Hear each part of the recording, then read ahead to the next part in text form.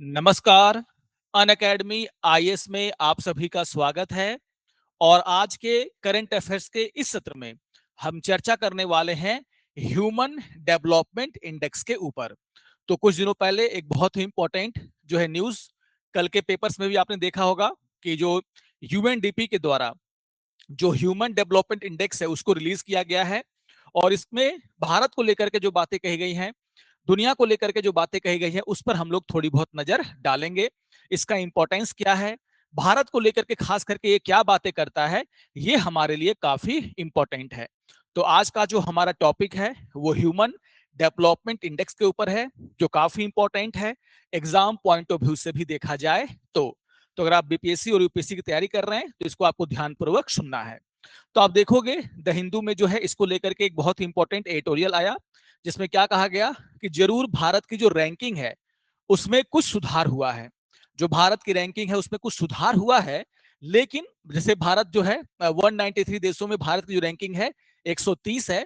लेकिन अगर आप देखोगे जो इनइक्वलिटी है, जो असमानता है हमारे देश में, चाहे वो शिक्षा हो, चाहे वो स्वास्थ्य हो, चाहे महिलाओं के बीच में जो असमानता हो, इसमें जो है अभी आप देखोगे जो स्थिति है वो बनी हुई है, अभी भी इनइक्वलिटी परसिस्ट कर रहा है। ये जो है यूएनडीपी ने अपने ह्यूमन डेवलपमेंट इंडेक्स में भारत को लेकर के बातें कही हैं। इसके अलावा कुछ और इंपॉर्टेंट बातें हैं जिसको हम लोग यहाँ पर डिस्कस करेंगे।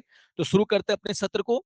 तो जैसा कि मैंने कहा कि यूनाइटेड नेशन डेवलपमेंट प्रोग्राम, जिसको हम लोग बोलते हैं क्या शॉर्ट में यूएनडीपी, उसके द्वारा जो है ह्यूमन डेवलपमेंट रिपोर्ट, हम लोग क्या बोलते हैं एचडीआर को जो है रिलीज कर दिया गया है।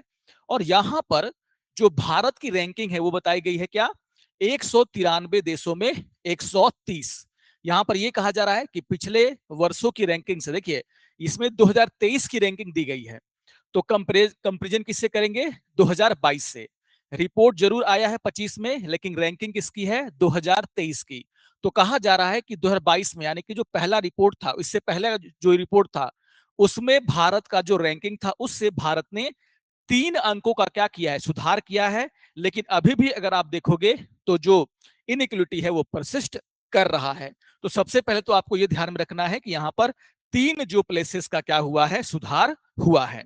अब यहां पर अगर आप देखोगे जो बातें कही जा रही है, क्या कहा जा रहा है, हाँ एक चीज और याद रखिएगा, एक फैक्ट्स जो कि आपको ध्यान में रखना है। इस बार जो ह्यूमन डेवलपमेंट रिपोर्ट है उसका टाइटल क्या है, उसका टाइटल है a matter of choice, people and possibility in the age of artificial intelligence. यानी कि हिंदी में क्या कह रहे हैं हम लोग, पसंद का मामला और आर्टिफिशियल इंटेलिजेंस एआई के युग में लोग और संभावनाएं। हिंदी में इसको हम लोग ये पढ़ेंगे। तो आपको ध्यान में रखना है कि जो हमारा रिपोर्ट है एचडीआर है, ह्यूमन डेवलपमेंट रिपोर्ट, इसको एक नाम दिया गया है, उसका थीम आपको ध्यान में रखना है एग्जाम पॉइंट ऑफ व्यू से। और यहां पर भी आप देखोगे आर्टिफिशियल इंटेलिजेंस का नाम आ चुका है। यानी कि आज हम लोग ये कह सकते हैं कि जो ह्यूमन डेवलपमेंट है ना, मानव का जो विकास है, उसमें आप देखोगे कि आर्टिफिशियल इंटेलिजेंस एक बहुत ही बड़ा रोल क्या कर रहा है, अदा कर रहा है। तो ये जो थीम है उसको भी आपको ध्यान में रखना है। अब इससे आगे हम लोग बढ़ेंगे, लेकिन कुछ इंपॉर्टेंट जानकारियां हैं जिसके बारे में आपको मैं बता देता हूं।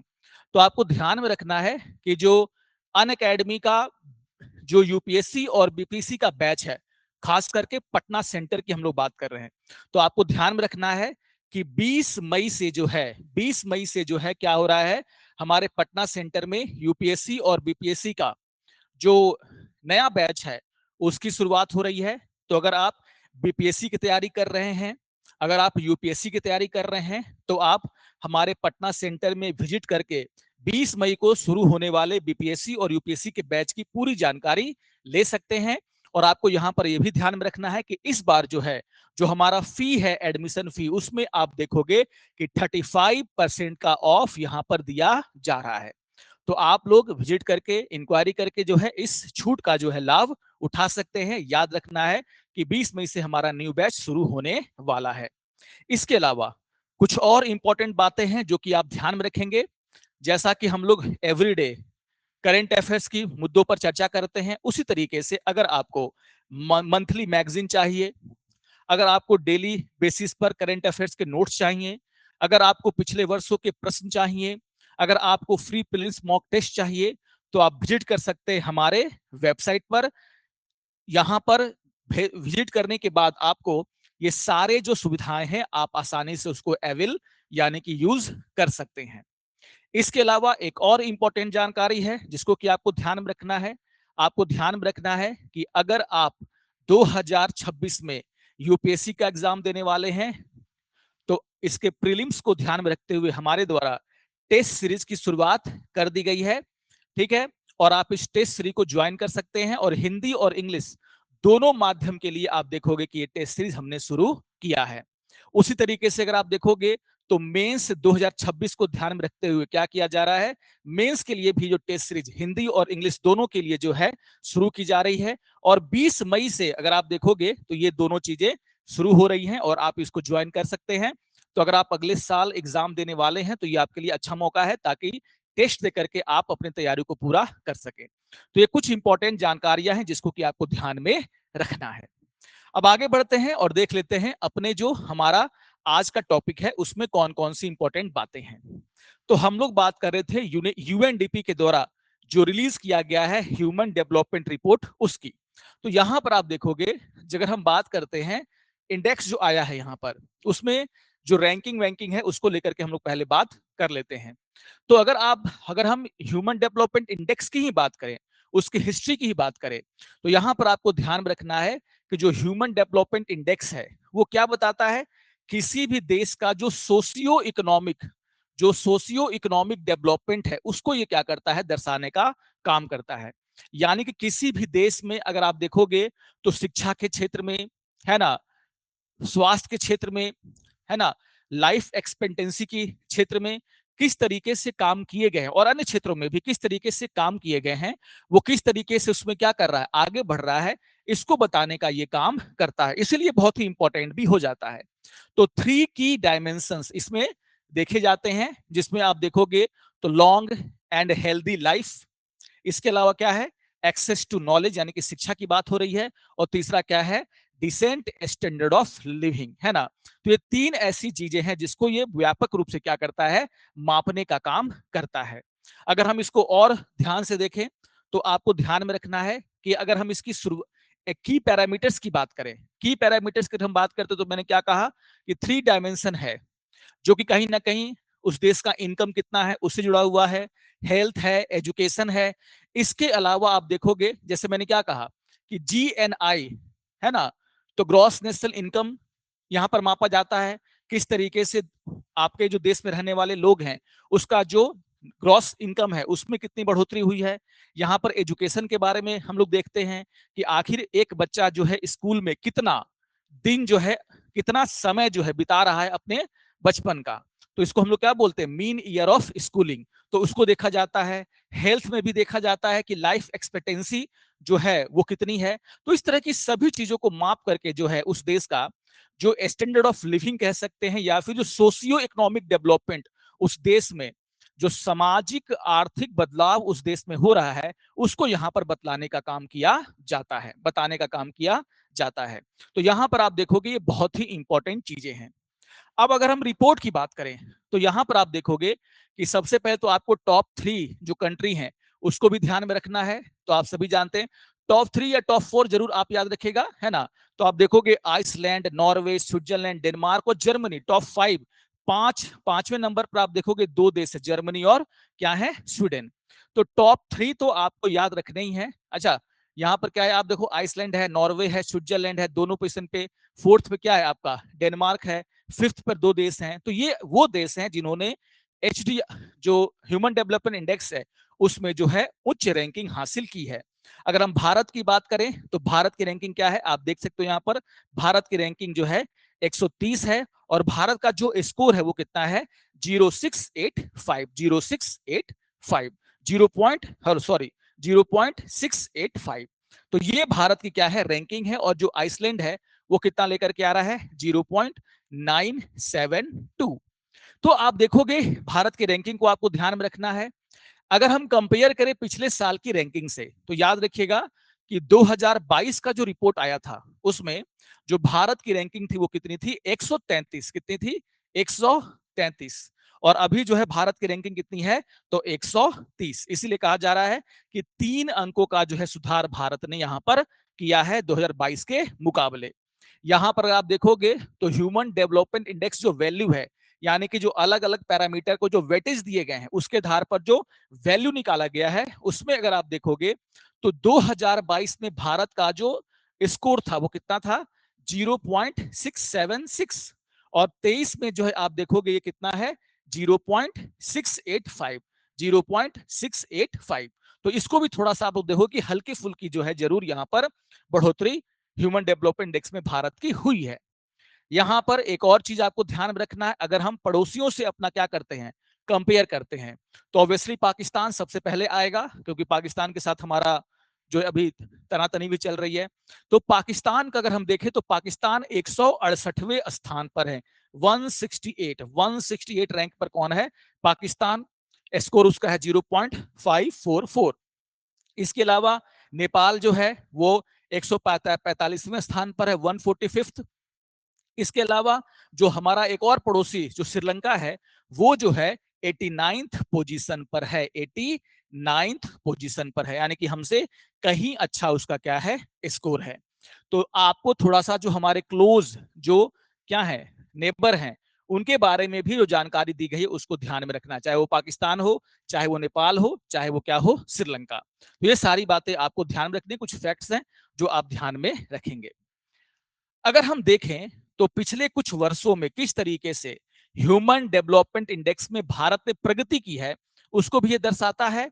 और यहां पर आप देखोगे कि यहां पर यह भी बताने का काम किया जा रहा है कि किस तरीके से अलग अलग जो क्या है, जो पैरामीटर्स हैं, उसमें भारत के जो स्कोर है उसमें चेंजेस हुआ है।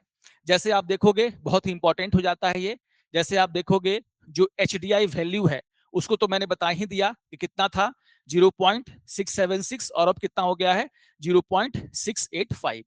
लाइफ एक्सपेक्टेंसी यानी कि कितने समय तक एवरेज एक इंडियन जो है क्या करते हैं, जीते हैं, अपना जीवन जीते हैं, उसमें आप देखोगे थोड़ी बहुत बढ़ोतरी हुई है। वो पहले 71.7 था, वो 71.7 था, और अब कितना हो गया है, तो हो गया है बढ़ करके 72, 72। इसमें बढ़ोतरी हुई है। अगर आप देखोगे एक्सपेक्टेड ईयर ऑफ स्कूलिंग, यानी कि एक बच्चा स्कूलों में कितना समय, कितना वर्ष बिताता है, उसमें आप देखोगे कि थोड़ी बहुत बढ़ोतरी भी नहीं हुई है, लगभग लगभग आप बराबर कर सकते हैं, या फिर थोड़ी कमी को ये क्या कर रहा है, दर्शा रहा है। जैसे एक बच्चा जो है अगर हम देखें एवरेज 12.96 ईयर जो है बिताता है किसमें, स्कूल में, यहां पर आप देखोगे वो कितना आया है 2023 में, 12.95। तो लगभग लगभग एक समान है, या फिर आप बोल सकते हो 0.1% की क्या है इसमें कमी आई है। मीन स्कूल और मीन ईयर ऑफ स्कूलिंग अगर आप देखोगे, एक्सपेक्टेड और मीन है ना, उसमें आप देखोगे कि थोड़ी बहुत यहां पर बढ़ोतरी देखने को मिल रही है, 6.57 और 6.88। यहां पर ग्रॉस इनकम जो है ना, उसमें भी थोड़ा बहुत आपको देखने को मिलेगा, बढ़ोतरी हो रहा है। तो 90,046.8 है ना, ये चीजें। तो थोड़ा बहुत आप देखोगे कि जो ग्रॉस इनकम है पर कैपिटा, प्रति व्यक्ति, उसमें भी थोड़ी बहुत बढ़ोतरी यहां पर देखने को मिली है। तो ये थोड़ा सा एक एनालिसिस है जिसको कि आप क्या करेंगे, ध्यान में रखेंगे, ठीक है ना, ये चीजें। अब अगर हम देखते हैं इसको आगे बढ़ करके कि भारत को लेकर के और क्या क्या इंपॉर्टेंट बातें कही गई हैं, तो जैसे मैंने क्या कहा कि इंडिया की जो लाइफ एक्सपेक्टेंसी है, यानी कि इसको हम लोग बोलते हैं हिंदी में क्या, जीवन प्रत्याशा, एक व्यक्ति अपना कितना एवरेज जीवन जी रहा है, तो उसमें आप देखोगे कि 2023 में 72 ईयर आया है, और इसमें हमने काफी प्रगति की है। कहा जा रहा है कि 1990 में जो है ये कितना था, मात्र 58.6 ईयर, 58.6 ईयर, मात्र 58.6 ईयर, क्योंकि वहां पर हेल्थ की जो सुविधाएं उतनी अच्छी नहीं थी। धीरे धीरे हमने हेल्थ की सुविधाओं पर क्या किया, काम किया, कई बीमारियों के उन्मूलन को लेकर के काम किया। तो अगर आप देखोगे तो यहां पर इसका फायदा देखने को मिल रहा है, कितना हो गया ये, 72 ईयर, ठीक है। 58.6 1990 में था, और अभी कितना हो गया है, 72 ईयर। इसके बाद आप देखोगे जो मैं आपसे कह रहा था कि एक चिल्ड्रन जो एक्सपेक्टेड स्कूल में उसे कितना रहना चाहिए, है ना, तो एक बच्चे का स्कूल में जो औसत वर्ष है वो कितना आया है, 13 वर्ष, ठीक है ना, 13 वर्ष। जबकि आप देखोगे कि 1990 में कितना था, 8.2 वर्ष। यानी कि स्कूल जाने की टेंडेंसी भी बच्चों में यहाँ पर बढ़ती हुई दिखाई दे रही है। यहाँ की कहीं ना कहीं ये इंडिकेशन है कि हमारे स्कूलिंग में भी क्या है, थोड़ा बहुत सुधार हमें देखने को मिल रहा है। तो यहाँ पर आप देखोगे कि बच्चे के स्कूल जाने का औसतन जो वर्ष है वो कितना हो गया है, 13 वर्ष, ठीक है ना, जो कि 1990 में कितना था, 8.2। आपको कंपेयर करना पड़ेगा, क्योंकि बहुत सारे क्वेश्चंस ऐसे आते हैं जिसमें आपको ह्यूमन डेवलपमेंट में भारत ने क्या अचीव किया है उसके बारे में लिखना होता है। तो वहां पर आप इस डेटा का क्या कर सकते हैं, आसानी से उपयोग कर सकते हैं। तो ये सारी बातें आपको ध्यान में रखनी है। Gross national income per capita, उसमें बढ़ोतरी हुई है ना। और 1990 के मुकाबले में आप देखोगे तो अच्छा खासा यहाँ पर बढ़ोतरी आपको देखने को मिलेगा। तो 1990 में कितना था, जो प्रति व्यक्ति जो सकल प्रति व्यक्ति सकल राष्ट्रीय जो आय थी वो कितना था 1990 में, 2167 था। और 2023 में कितना हो गया है, तो 90,046 डॉलर के आसपास। तो कहीं ना कहीं इसमें भी हमने काफी सारा जो है बढ़ोतरी किया है। तो 1990 से कंपेयर करके अगर हम 2023 को देखते हैं तो हमने समझ में आता है कि हमने किस तरीके से ह्यूमन डेवलपमेंट में, जो मानव विकास में जो हमने विकास किया है। इसके अलावा आपको यह भी ध्यान में रखना है कि एआई को लेकर के यहां पर बहुत ही इंपॉर्टेंट बातें कही गई हैं। तो कहा जा रहा है कि जो भारत में जो एआई स्किल का जो पेनेट्रेशन है, क्या बोला जा रहा है कि India has the highest AI penetration according to the report. यानी कि भारतीयों में जो आर्टिफिशियल इंटेलिजेंस को लेकर के जो स्किल है उसका जो पेनेट्रेशन यानी कि उसकी जो समझ है वो क्या है, काफी ज्यादा है। और कहा जा रहा है कि 20% ऑफ द इंडियंस, है ना, 20% ऑफ द इंडियंस जो है अब क्या कर रहे हैं, एआई के बारे में जानते हैं, है ना। एआई रिसर्च जो है भारत में रह रहा है। जबकि अगर आप देखोगे तो 2019 में जो है, जो आर्टिफिशियल से जुड़ा हुआ जो भी रिसर्च था वो आप देखोगे कि भारत में 0% था। अभी आर्टिफिशियल इंटेलिजेंस को लेकर के जो भी रिसर्च हो रहे हैं, AI researcher are staying in the country, 20% of the Indian AI researcher are staying in the country। यानी कि आर्टिफिशियल इंटेलिजेंस के क्षेत्र में जो लोग भी रिसर्च कर रहे हैं वो भारत में ही, उसमें से 20% भारत में रह करके ही क्या कर रहे हैं, रिसर्च करने का काम कर रहे हैं। यानी कि यहाँ पर आर्टिफिशियल इंटेलिजेंस को लेकर के जो इंफ्रास्ट्रक्चर है, जो माहौल है, उसमें क्या हुआ है, बढ़ोतरी देखने को मिल रहा है। जबकि 19 में ये कितना था, 0%। यानी कि आर्टिफिशियल इंटेलिजेंस को लेकर के जो भारतीयों में समझ है वो भी बढ़ी है। और रिसर्चर जो है उनमें से अधिकतर 20% के करीब लोग जो है भारत में रह करके आर्टिफिशियल इंटेलिजेंस पर क्या कर रहे हैं, रिसर्च कर रहे हैं। तो ये बहुत ही इंपॉर्टेंट बात है जिसको कि आपको ध्यान में रखना है, ठीक है ना। यहां पर आपको ये भी ध्यान में रखना है, एआई को लेकर के ये कहा गया है कि कृषि में जो है, अगर आप देख, कुछ लोगों से ये पूछा गया कि आर्टिफिशियल इंटेलिजेंस का इस्तेमाल हम लोग कहां कर सकते हैं जिससे भारत को फायदा होगा। तो साफ साफ कहा जा रहा है कि 70% ऑफ द पीपुल, वो उनको लगता है कि अगर हम एआई का, आर्टिफिशियल इंटेलिजेंस का उपयोग कृषि में करें तो कृषि में जो पैदावार है वो बढ़ सकती है ना। इंक्रीज प्रोडक्टिविटी, यानी कि कृषि में जो एआई जो है, खास करके आप देखो कृषि के क्षेत्र में से लेकर के बाकी सभी क्षेत्रों में क्या कर सकता है, आ, हर क्षेत्र में अगर आप देखोगे हमारी प्रोडक्टिविटी को क्या कर सकता है, 70% तक बढ़ा सकता है। तो चाहे वो कृषि से लेकर के स्वास्थ्य, तो चाहे वो कृषि हो यानी कि हमारा एग्रीकल्चर हो, चाहे हेल्थ हो, चाहे एजुकेशन है, सब में अगर हम लोग आर्टिफिशियल इंटेलिजेंस का उपयोग करते हैं तो यहां पर आप देखोगे कि, है ना, प्रोडक्टिविटी में क्या होगी, बढ़ोतरी होगी, है ना। और यहां पर ये 70% लोगों का ऐसा मानना है। 64% लोग ऐसा मानते हैं कि अगर हम आर्टिफिशियल इंटेलिजेंस का उपयोग ज्यादा करते हैं तो हमारी इकोनॉमी में जो रोजगार के नए अवसर यहां पर पैदा हो सकते हैं। तो आर्टिफिशियल इंटेलिजेंस को लेकर के जो इस रिपोर्ट में भारत को लेकर के खास बातें कही गई हैं उसको भी आपको ध्यान में रखना है। तो ये कुछ इंपॉर्टेंट बातें थी जो मैंने कम समय में आपको बताने का काम किया है।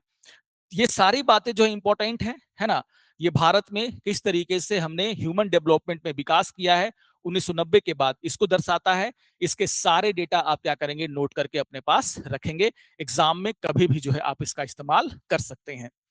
तो आशा करता हूं कि आप सभी को ये सारी बातें समझ में आई होंगी। एक और यहां पर यह कहा गया है कि देखिए, बहुत इंपॉर्टेंट बात कही गई है जो कि आपको मैं अंतिम में बता देता हूं।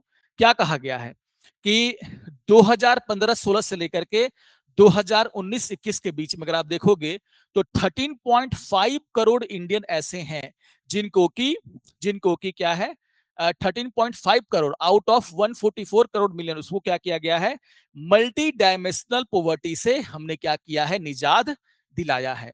तो ये भी एक इंडिया के बारे में बहुत ही इंपॉर्टेंट बात यहां पर यूएनडीपी ने कही है। तो लगभग लगभग आप देखोगे 13.5 करोड़ लोग यहां पर ऐसे हैं जो कि 2015 के बाद से लेकर के इस 21 तक का जो विंडो है इसके बीच में उनको हमने क्या किया है, बहुआयामी गरीबी से बचाया गया है, उनको उससे बाहर निकाला गया है। मल्टी डायमेंशनल पॉवर्टी से उसको क्या किया गया है, बाहर निकाला गया है। मल्टी डायमेंशनल पॉवर्टी क्या होता है, इसको लेकर के हम लोग कभी और बातें करेंगे एक नए टॉपिक में, लेकिन ये भी एक बहुत ही इंपॉर्टेंट डेटा है जो कि आपको ध्यान में रखना है। तो ये सारी बातें जो मैंने डेटा दिया है उसको आप क्या करेंगे, ध्यान में रखेंगे, नोट डाउन करेंगे, और ये रिपोर्ट बहुत ही इंपॉर्टेंट होता है एग्जाम पॉइंट ऑफ व्यू से। ठीक है, तो आशा करता हूं कि आप सभी को समझ में आया होगा।